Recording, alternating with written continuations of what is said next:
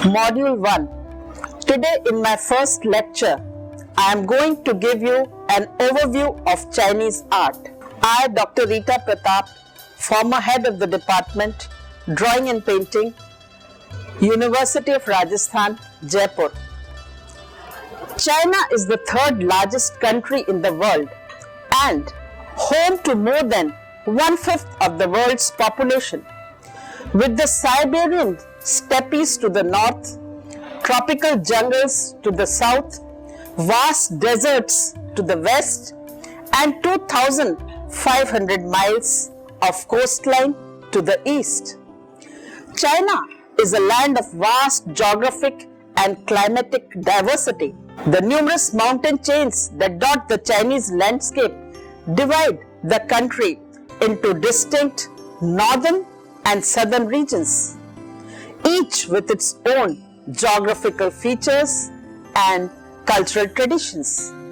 The richest farmland lies in the fertile plains and valleys of the Yellow and Vi rivers to the north and Yangtze and Hisi rivers to the south. And it is near to those rivers that China's great cities first arose. Throughout China's long history, ambitious rulers from both inside and outside the country's borders have attempted with varying degrees of success to consolidate and control this vast and culturally diverse land. While each ruling house took its place on the stage of history, snatching power from its predecessor before being inevitably overthrown in turn by its successor. Native artists gradually perfected the various styles of metalwork, ceramics, sculpture, and painting that have come to be recognized as distinctively Chinese. Continuity has been a consistent theme of Chinese civilization. Despite a tumultuous history of bitter civil wars and foreign invasions, Chinese culture has survived for thousands of years by maintaining a persistent respect for the past and keen awareness of the past's connections to both present and the future. The Chinese people reverence for ancestors, their strong sense of history, and the remarkable capacity for bending innovation and tradition have all contributed in keeping Chinese culture intact in times of adversity. Written language has also played an important role in maintaining the continuity of Chinese civilization. Despite regional differences in pronunciation, the pictographic characters that make up the Chinese written language have remained essentially unchanged since their first appearance more than 3,000 years ago. Whether painted with a brush or cut into stone, the same basic system of writing has been used continuously for thousands of years to record and preserve the history of traditions of the Chinese people. The art of calligraphy has traditionally been regarded as the highest of the Chinese art forms. Mastery of the brush, whether used to write a poem or paint a picture, is recognized in traditional Chinese culture as the hallmark of the educated person. The materials and techniques used for practice of calligraphy and painting are essentially the same. The finely pointed Chinese brush is held in an upright position so that the tip of the brush, generally made of goat's hair, is centered over the writing surface. The ink, which is made from water, pine soot, and glue, is modeled into cakes called ink sticks that are then rubbed with water on a flat sloping area of an inkstone. Prior to the invention of paper, which is traditionally dated to the year 105 CE, Chinese painter and calligrapher painted mainly on strips of bamboo or on silk, which was cultivated in China over 4,000 years ago. Indeed, the ancient Romans called the China the Silk Lands, and the great trading network that conveyed Chinese silks, ceramics, and other goods across Asia to the Mediterranean was known simply as the Silk Route.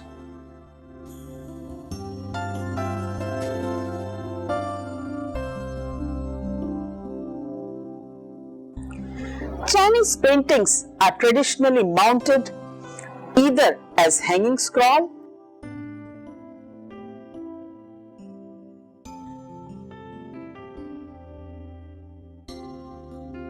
or hand scroll,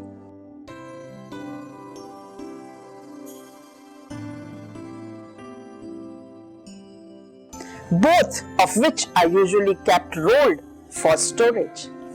The vertical hanging scroll, which was used for figure painting and large-scale landscapes, was intended to be viewed simultaneously by a large group of people. The horizontal land scroll, sometimes interspersed painting with narrative text, was designed to be viewed one section at a time by individuals or small, intimate groups. Collection of smaller paintings in circular, oval, rectangle, or fan shapes were often pasted into albums that could be spread out and viewed all at once, or viewed as individual pages in a book. Chinese paintings often include a poem or other inscription by the artist, and art collectors sometimes added their own inscriptions called colophons to the paintings they collected. The red seals included at the end of the inscriptions are the signature seals of the artist and collectors. Despite their seeming contradictions, Daoism and Confucianism together provided the philosophical underpinnings of traditional Chinese culture. While Confucianists focused on the individual's duty to conform to the rules of a rigidly hierarchical social order supported by a clearly defined code of moral behavior, Taoists embraced spontaneity and non-conformity in their effort to live in harmony with the indiscernible way known as the Tao. The mystical metaphysic of Taoism and the sober authoritarianism of Confucianism found common ground, however, in their shared concern with living life in harmony and balance. Native Buddhism was brought to China from abroad. The Chinese gradually filtered the foreign religion through their native sensibilities and ultimately put a new Chinese face on it. The subtle evolution of Chinese Buddhist art as it gradually distanced itself from its Indian origin provides a graphic illustration of the Chinese talent for incorporating innovations into the seemingly rigid confines of tradition. To understand Chinese culture, it is necessary to understand how traditional Chinese view to mankind's position in the universe differs from that of the Western world. In China, heaven, earth, and man were perceived as links in greater cosmic chain, with the emperor, the son of heaven, serving as mediator. In China, nature has traditionally been understood to operate through an ever-shifting balance of life, which is characterized as dark and passive, and yang, characterized as light and active, where Westerners tend to see a world of contradictory and irreconcilable forces in constant conflict. The Chinese see a subtle interplay of complementary elements gracefully shifting this way and that to maintain their natural balance. In the Chinese worldview, negative and positive are not opposite but complementary.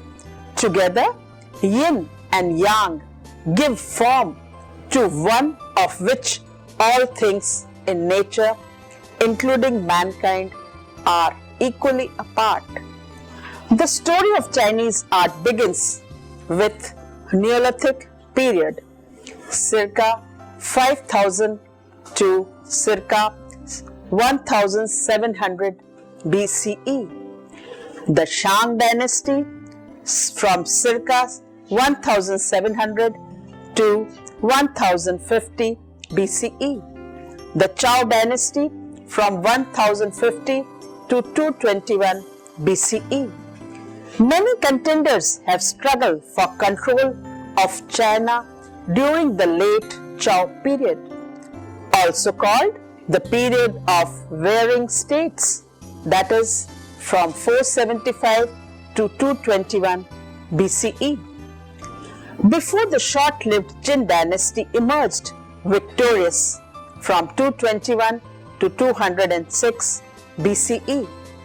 The Han dynasty lasted for more than 400 years from 206 BCE to 220 CE. With collapse of Han Empire from 220 to 618 was a period of disunion and Sui dynasty. The earliest known great masters of Chinese painting and earliest known writings on painting theory date from the 6th dynasty period. Now I shall talk on the 6 principles of Chinese painting. The 6th principle or 6 canons of Chinese painting was established by He Shiho circa 500 to circa 535 CE. He was a writer, art historian, and a critic of 5th century China. He is most famous for his 6 points to consider when criticizing or judging a painting. That is, Pin Yin Hui Hua Lin Fa, taken from the preface of his book Record of the Classifications of Old Painters, that is, Pin Yin Gu Hua Pin Lu. The 6 canons of painting is the earliest of these, that is, from 475 to 501 AD. A text of fundamental importance in any study of Chinese painting theory. In this book, he has discussed the 6 technical aspects of Fa, and on these 6 technical aspects, he has cited the 29 famous Chinese artists, which refers to old and ancient practices. The 6 elements that define painting are: firstly, the spirit resonance or rhythmic vitality.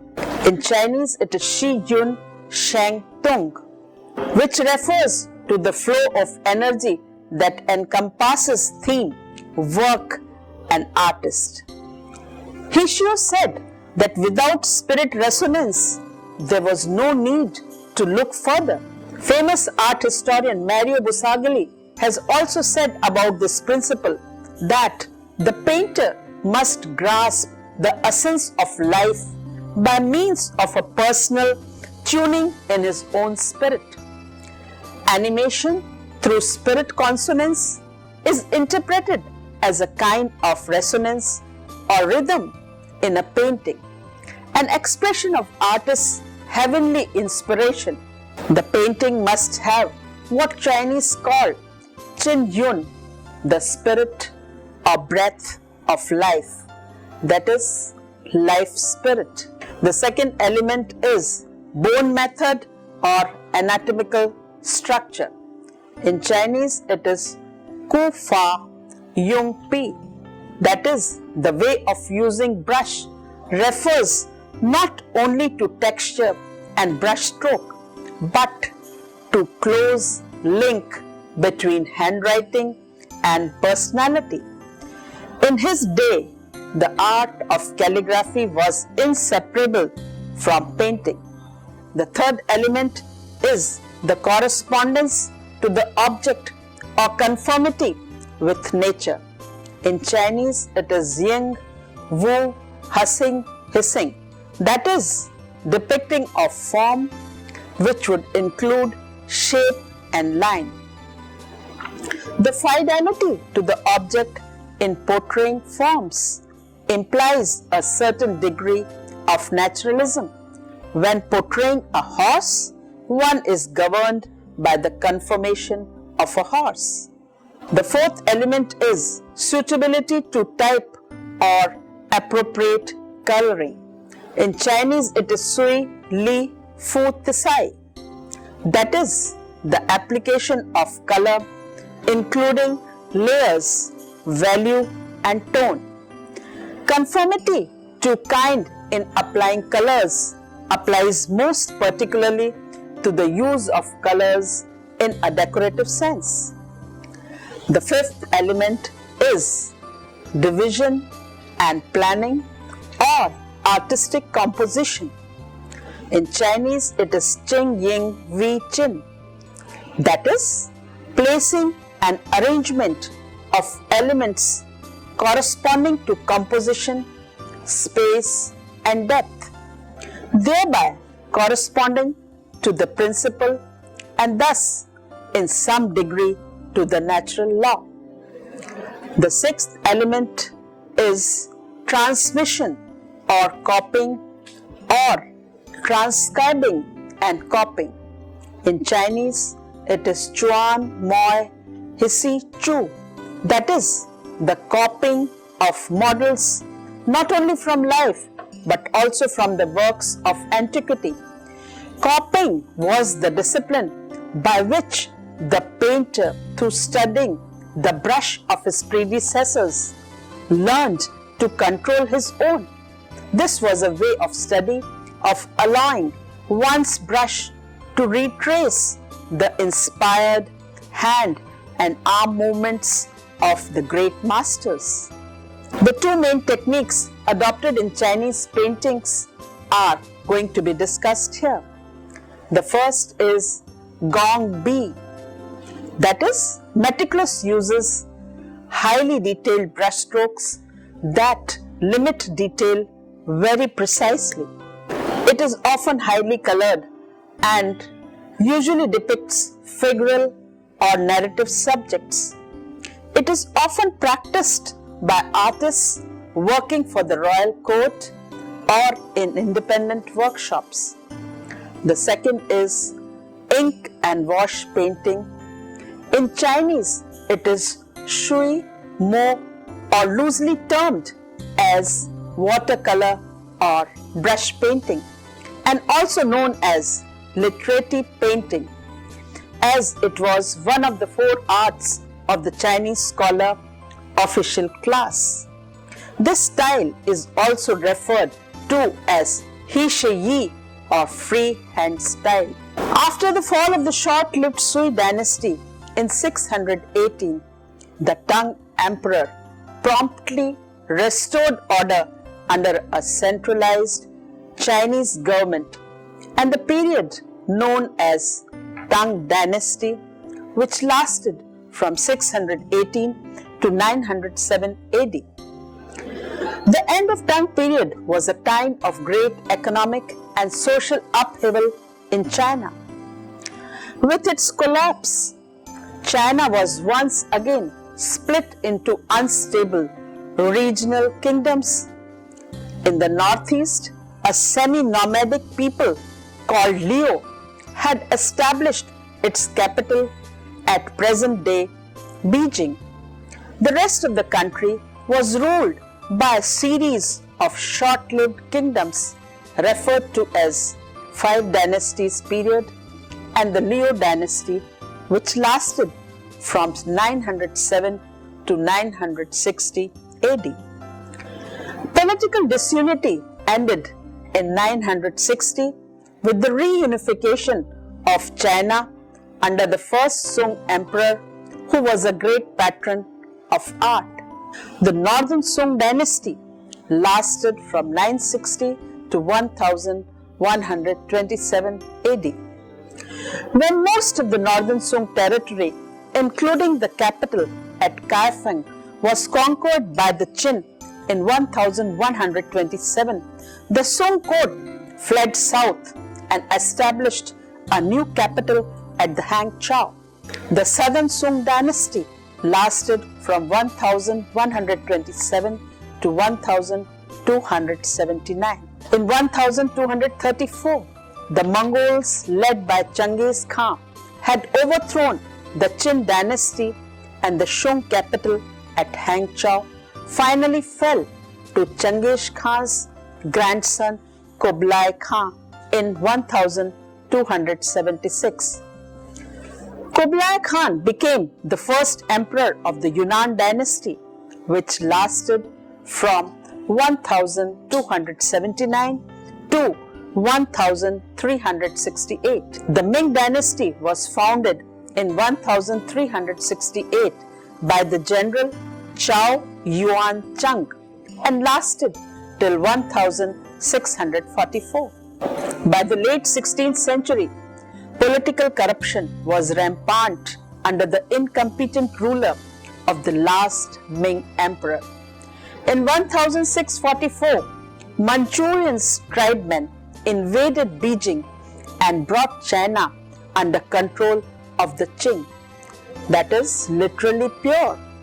This dynasty also lasted till 1912.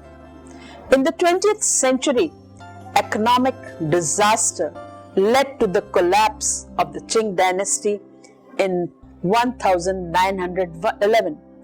The imperial government was replaced by the new Republic of China. The new government was determined to modernize China by adopting Western ideas and ways.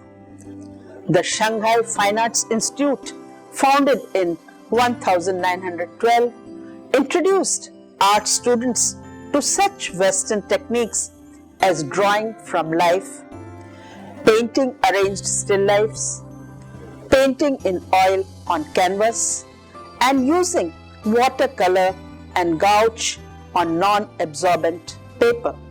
While some artists resisted Westernization by reasserting traditional Chinese painting styles, and many others traveled to Japan and Europe and especially to Paris to study Western art. After the end of First World War, schools of modern art had opened in Beijing, Shanghai, Nanjing, and Hangzhou, and an interesting amalgam of Chinese and Western styles began to evolve. But during the Cultural Revolution, that is 1966 to 1976, universities, art schools, and museums were shut down, and counter-revolutionary artists and scholars were put in prison or exiled to rural communes to be re-educated according to the Communist Party ideology. In 1976, with the death of Mao Zedong, the Cultural Revolution came to an end, and with the death of Deng Xiaoping in 1997, a new generation takes over the reins of government as China enters the 21st century. China is the third largest country in the world. Despite a tumultuous history of bitter civil wars and foreign invasions, Chinese culture has survived for thousands of years. Written language has also played an important part in maintaining the continuity of Chinese civilization. The art of calligraphy has traditionally been regarded as the highest of all Chinese art forms. Mastery of brush, whether used for writing a poem or paint a picture, was important. Strips of bamboo and silk were the base for painting. Hanging scrolls or hand scrolls were the means of mounting the paintings. Collection of smaller paintings in circular, oval, rectangular or fan shapes were often pasted into albums. The paintings often included poems, and red seals at the end of the inscriptions are signatures of the artists and collectors. Taoism and Confucianism were the philosophical underpinnings of Chinese culture. The story of Chinese art begins with the Neolithic period, and in the 6th dynasty period, the establishment of 6 canons by He Shio adds a record in Chinese history. Besides this, 2 main techniques adopted in Chinese paintings were gongbi, that is detailed brushstroke, and ink wash painting. The last dynasty, the Qing dynasty, lasted till 1912.